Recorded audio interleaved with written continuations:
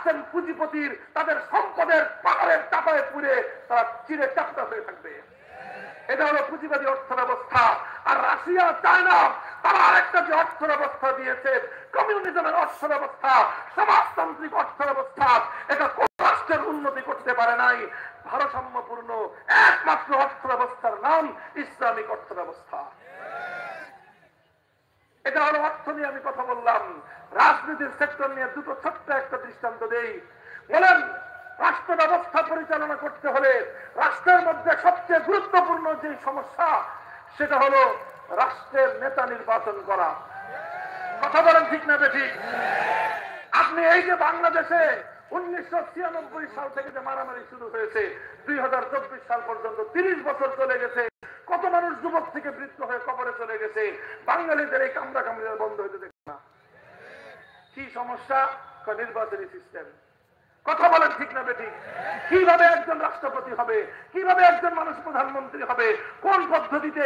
একবার সবাই মিলে বললো তত্ত্বাবধায়ক, আবার সেটাকে বাতিল করলো, আবার আরেকটা বলে, আবার আরেকটা বলে, কামড়া করতে করতে 15টা বছর ফ্যাসিবাদ এদেশের মানুষের রক্ত চুষে খেলো। কারণ হলো এই দেশের নির্বাচন কোন সুষ্ঠু ব্যবস্থা নেই। এই জন্য তাহলে এই যে একটা নির্বাচন ব্যবস্থা, রাষ্ট্র পরিচালনা করতে হলে, রাষ্ট্র সিস্টেম পরিচালনা করতে হলে রাষ্ট্রপ্রধান নির্বাচন করবার একটা ব্যবস্থা দিতে হবে কি হবে না? আমি যদি বলি সব ধর্মকে, ইসলাম, হিন্দু, বৌদ্ধ, খ্রিস্ট, ইহুদি ধর্ম, তোমরা যার যার ধর্ম থেকে ধর্মের রেফারেন্সের আলোকে, ধর্মগ্রন্থের রেফারেন্স দিয়ে, ধর্ম প্রণেতার রেফারেন্স দিয়ে বলো দেখি তোমাদের ধর্মে একটা রাষ্ট্রের রাষ্ট্রপ্রধান নির্বাচন করবার কি ফর্মুলা আছে? আলহামদুলিল্লাহ, পূর্বের দুই প্রশ্নের মতো এই প্রশ্নের জবাব আমি আগাম বলে দিয়ে যাই। একটা রাষ্ট্রের রাষ্ট্রপ্রধান করবার, রাষ্ট্রপ্রধান নির্বাচন করার কোন ফর্মুলা হিন্দুদের কাছে নাই, বৌদ্ধদের কাছে নাই, খ্রিস্টানদের কাছে নাই, ইহুদিদের কাছে নাই। থাকলে আছে একমাত্র ইসলামের কাছে। ইসলামের রাষ্ট্র ব্যবস্থায় রাষ্ট্রপ্রধান খলিফাতুল মুসলিমিন, আমিরুল মুমিনিন কিভাবে নির্বাচিত হবে তার পূর্ণাঙ্গ এবং একমাত্র নির্ভুল ব্যবস্থা ইসলামের কাছে আছে। ইসলামের ব্যবস্থার লম্বা আলোচনা আমি আর করবো না। ইসলামের ব্যবস্থাকে বলা হয় আহলুল হাল্লি ওয়াল আকদ। একটা নির্বাচিত ভোটার তালিকা হবে, একটা বিশেষ ক্রাইটেরিয়ায় আগে ভোটার নির্বাচন হবে। সেই নির্বাচিত ভোটাররা রাষ্ট্রপ্রধানের জন্য একজনকে সিলেক্ট করবে। এখানে কোনো প্রার্থী থাকতে পারবে না, উইদাউট এনি ক্যান্ডিডেট। শুধুমাত্র ভোটাররা ভোট দিয়ে একজন ব্যক্তিকে নির্বাচিত করবেন।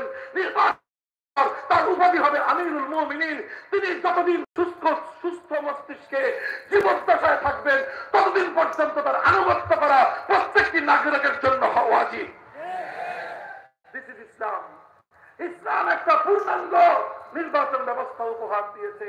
এরপরে আসেন আরেকটা গুরুত্বপূর্ণ প্রশ্ন, সেটা হলো যে কোনো ধর্মের আলোকে আমরা যদি রাষ্ট্র প্রতিষ্ঠা করি, সেই রাষ্ট্রে শুধু সেই ধর্মের নাগরিকরাই থাকবে?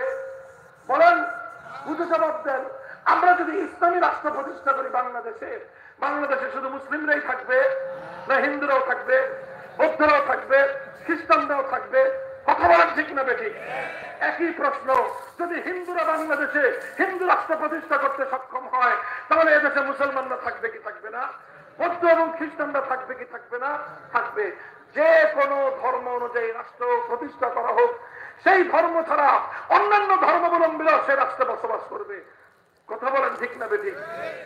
তাহলে অন্যান্য ধর্মাবলম্বীরা যদি সেই রাষ্ট্রে বসবাস করে, এবার গুরুত্বপূর্ণ প্রশ্ন হলো, বলো দেখি যেই ধর্ম অনুযায়ী রাষ্ট্র চলছে সেই ধর্মের অনুসারী ছাড়া অন্য ধর্মাবলম্বীদের অধিকারের ব্যাপারে তোমার ধর্ম কি বলে? বলো, বলেন প্রশ্নটা গুরুত্বপূর্ণ কিনা?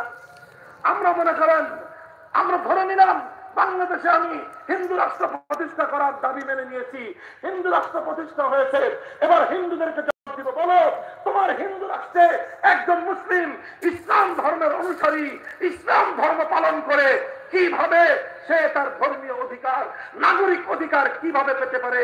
এই ব্যাপারে তোমার হিন্দু ধর্ম কি বলে, তোমার বৌদ্ধ ধর্ম কি বলে, তোমার খ্রিস্ট ধর্ম কি বলে, তোমার হিন্দু ধর্ম কি বলে, ইহুদি ধর্ম কি বলে?